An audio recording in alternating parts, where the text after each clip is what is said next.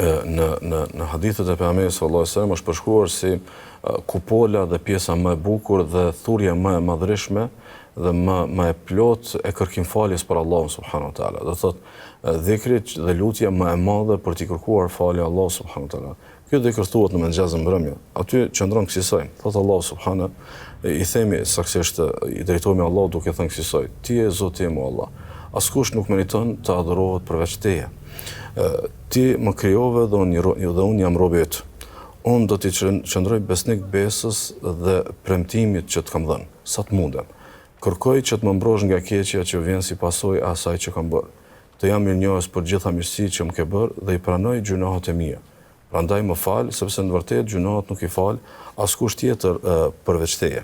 Keni vëmendjen, secili rresht është më domethënës se sa tjetri. Secili rresht është më shpurës se sa tjetri për të sjellur robën tek gjendja e tij reale, për t'i pranuar fajet para Allahut. Imagjinoni të fillosh një ditë duke i pranuar fajet dhe duke shpresuar faljen e Allahut subhanahu wa taala. Me çfarë ndjenje pozitive vazhdon ajo ditë. Të fillosh një ditë duke e ndjerë fajen tënd dhe duke e pritur faljen dhe mëshirën e Allahut subhanahu wa taala. E pastaj Allahu sallallahu alaihi wasallam, sikur që është në Buhariu nga Shaddad ibn Ausi, Allahu sallallahu alaihi wasallam thotë kush e thot këtë lutje me bindje gjatë ditës dhe vdes atë ditë para muzgut, ai do të jetë prej banorëve të xhenetit. E kush e thot atë me natën dhe thot me bindje, e ndron jetë pa lindur dita e re, thotë është prej banorëve të xhenetit.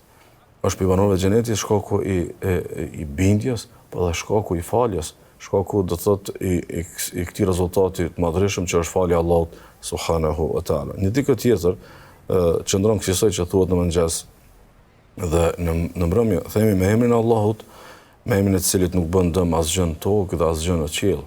Është ai që dëgjon gjithçka dhe di gjithçka. Të thuash këtë dhikr në mëngjes dhe të thuash atë me plot bindje. I dhu Allahu sallallahu alaihi wasallam, sigurisht e shënon Imam Tirmidhiu, Shejbani vlerëson hadithin e Sa'id ibn Uthmani, dhu Allahu sallallahu alaihi wasallam thonë kush e thot këtë 3 herë, thotë nuk e dëmton asgjë, nuk i bën dëm asgjë. Thotë asgjë qoftë në shëndetin e tij emocional, qoftë në mendjen e tij, qoftë në trupin e tij, qoftë në pa marrë parasysh, nëse thot me bindje këtë lutje, këtë dhikr në mëngjes dhe në mbrëmje, thot kush e thot 3 herë, nuk e dëmton asgjë.